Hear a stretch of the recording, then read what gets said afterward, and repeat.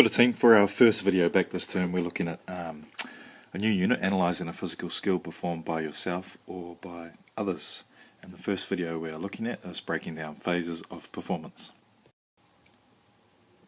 A motor skill is made up of subroutines which are known as teaching points or part of a skill. These subroutines need to be performed in the correct sequence with the correct timing for the skill to be successful. These subroutines also allow the skill to be performed with power and accuracy while helping to reduce the chance of injury.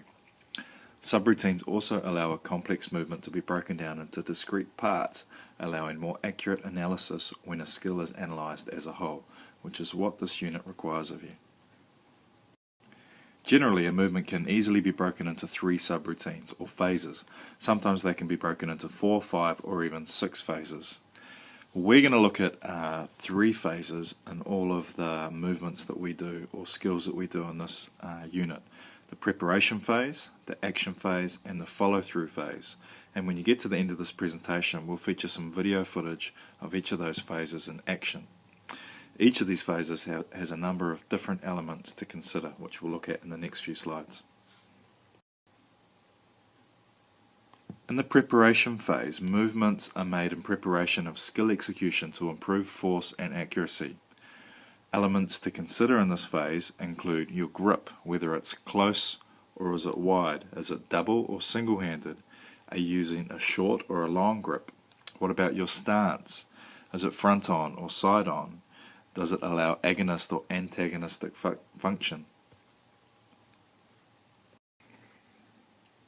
More things to consider in the preparation phase include body weight and footwork.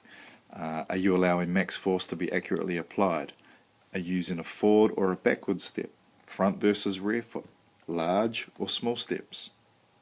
Also your backswing. Is it low or is it high? Is it short or long? Imagining a cricket batter in action allows you to visualize some of these elements that need to be considered in each phase or subroutine. The action phase is basically where the skill is executed. So taking a look at that volleyball picture there, that's the action phase because it's where she's making contact with the ball to spike it. And things we might think about include weight transfer. Is your body weight and movement transferred into the skill? Forward swing, body segments that are swung to the point of impact and release. Strike or release, your body segments, are they timed in position for the moment of impact or release? Finally, there's the follow-through phase. Now this talks about movements that are made following the action phase. Alright, things like body segments directed towards the target to improve your accuracy. You can see Tiger Woods there in that picture doing just that. Follow-through also ensures that there's no deceleration during the action phase, which improves your power and accuracy.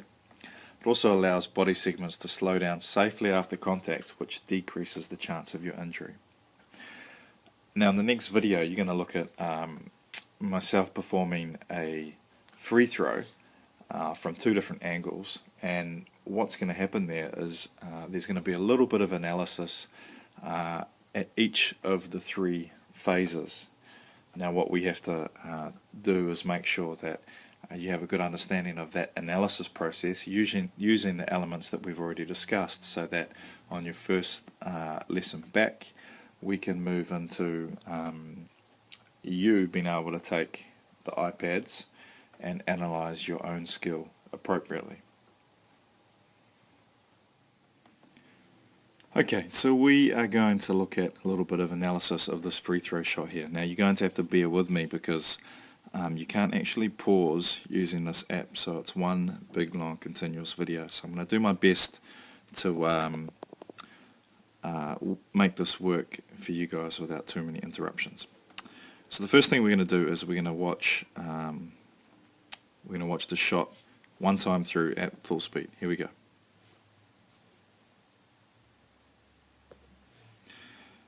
Okay, hopefully you managed to pick out the preparation phase, the action phase and the follow through.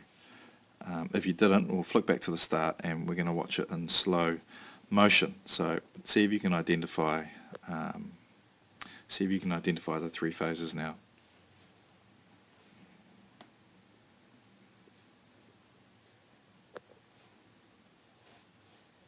Okay, good. Let's move it back here and let's start breaking things down a little bit. Okay, so this first phase that I'm in now, this is the preparation phase. So this is movements that are made in preparation of skill execution to improve force and accuracy. So the first thing we're going to look at is grip. So I've got, let me just bring up something here. So I've got two hands on the ball. You can see that clearly there. And if we look at the image on the right, this hand here is slightly cocked, which prepares the ball in the shooting pocket ready to shoot. Other things to consider here is the stance. So you can see down here, feet are about shoulder width apart. I'm fairly relaxed. Coming through here, knees are bent, so I'm in quite a low stance, so I've lowered my centre of gravity, which makes me more balanced. And there's no footwork actions in play here because my feet remain stationary for the majority of the shot, but there are some body weight things to consider here, and all you can really tell from this is that my body weight is probably slightly forward, and all of this helps with application of force to the ball to shoot it into the hoop. One more aspect of I guess the preparation phase is looking at the backswing, and we don't have backswing here, but you'll notice that one thing that does happen is there's a little bit of a dip there before the shot occurs or before we start imparting force on the ball. So you see from that position down to that position, it just helps, it serves similar to a backswing, but it just helps generate or begin the generation of force before we apply it to the ball. Okay, let's carry on here through to the action phase, which is happening about there when we shoot the ball. So the weight transfer has happened, so we've gone, so we've dropped or lowered our centre of gravity there by flexing at the knees and the hips, alright, and then the weight is transferred, or the momentum is transferred from that squat position into extension at the knees, hips. You can also consider a little bit of force summation there, so the knees and hips start moving, followed by the shoulder, and then the elbow, and then the wrist finally last for the follow through.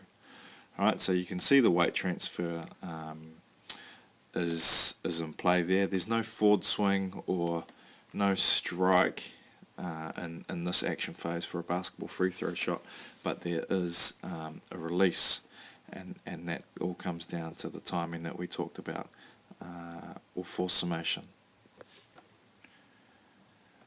Follow through phase are movements that are made following the action phase, and the only thing here that is made is, or should be made, is a slight flick of the wrist there, and then this position is held, or my body segments are directed towards the target to improve my accuracy.